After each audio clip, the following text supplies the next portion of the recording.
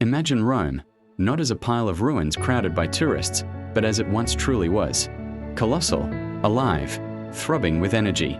A center of power where emperors dictated the fate of millions, where legions marched across continents, and where the known world revolved around their commands. Now imagine that same Rome plundered, violated, reduced to smoke and silence. Rome's fall wasn't a single event, nor a sudden collapse. It was a slow corrosion, born of arrogance, corruption, and relentless pressure from enemies both within and without. In this video, we'll trace that collapse step by step. We'll uncover who the so-called barbarians really were, and why they were only the final chapter in a story that had been unraveling for centuries. Because every ruin has a beginning, and Rome's began at its peak. At the height of the 1st century AD, Rome seemed invincible. Under emperors like Augustus, Vespasian, and Trajan, the empire reached its greatest territorial extent, nearly 5 million square kilometers, with over 60 million people. 1 in every 4 humans on Earth lived under Roman rule. The Pax Romana gave the world 2 centuries of relative peace. Paved roads stretched thousands of kilometers. Aqueducts carried fresh water to dry lands. Laws, currency, architecture, and language tied millions together. The legions kept order, and trade flourished. On the surface, Rome looked eternal. But beneath the marble facade, cracks were spreading. The empire had grown too large.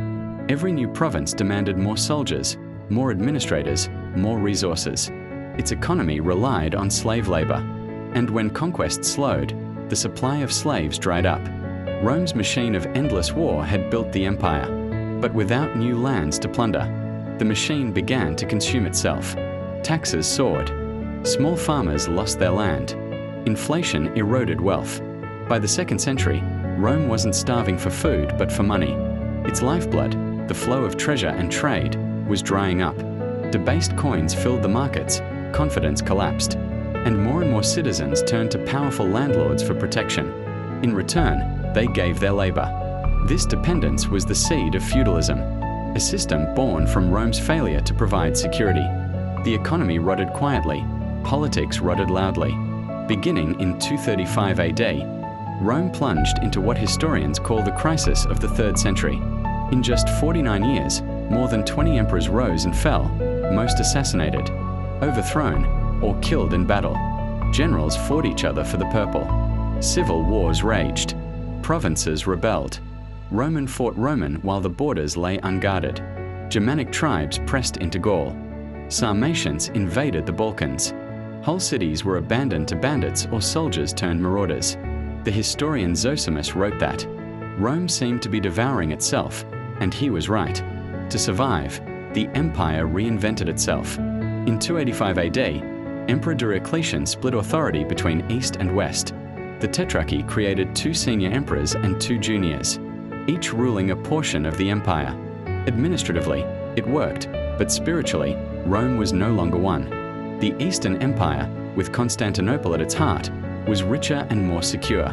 The Western Empire, shifting capitals between Milan and Ravenna, was weaker, poorer, and constantly under attack. And it was in the West that the so-called barbarians would make their mark. But who were they? To the Roman mind, a barbarian was anyone outside their culture. But this was not a single faceless horde. They were Goths, Vandals, Saxons, Franks, Huns, peoples with traditions, leaders, and ambitions of their own. Many had long served Rome as allies and soldiers. Some wanted nothing more than land and recognition. But arrogance and betrayal poisoned these fragile relationships, turning potential partners into deadly foes. The turning point came in 378 AD at the Battle of Adrianople. The Visigoths, mistreated while seeking refuge inside the empire, rose in revolt. Emperor Valens marched out confidently and was destroyed. 2/3 of his army was slaughtered. Valens himself was killed. It was more than a defeat. It was proof that Rome could no longer dominate the peoples it once dismissed. Then came the storm from the steppes, the Huns. Under Attila, they became a nightmare given flesh, fast horsemen wielding deadly composite bows, ravaging cities, demanding tribute, and pushing terrified tribes westward into Roman lands. In 451 AD, Attila invaded Gaul. only a desperate alliance of Romans and Visigoths stopped him at the Catalonian plains, one of the bloodiest battles in history. Rome had survived, but barely. Yet even before Attila, the unthinkable had already happened. In 410 AD, Rome itself, untouched for nearly 8 centuries, was sacked by Alaric and the Visigoths. The city was looted for 3 days. Though not destroyed, its aura of invincibility was shattered. The myth of the eternal city died. In 455 AD, the Vandals came by sea, stripping Rome bare in a calculated plundering that gave us the very word vandalism.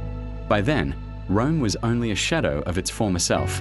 Finally, in 476 AD, a boy emperor named Romulus Augustulus sat on the Western throne. His name evoked Rome's legendary founder, and its first emperor, but he would be the last. When the Germanic general Odoacer deposed him, no battle was fought, no last stand made. The regalia of Rome was sent east to Constantinople, and the Western Roman Empire ceased to exist. It ended not with a roar, but with silence. Yet Rome never truly died. Its laws, its language, its architecture, and its religion endured. Germanic kings wore Roman titles. Cathedrals rose on pagan columns. Latin evolved into the Romance languages. The medieval world was built from Rome's ashes. Rome kept whispering through every empire that came after.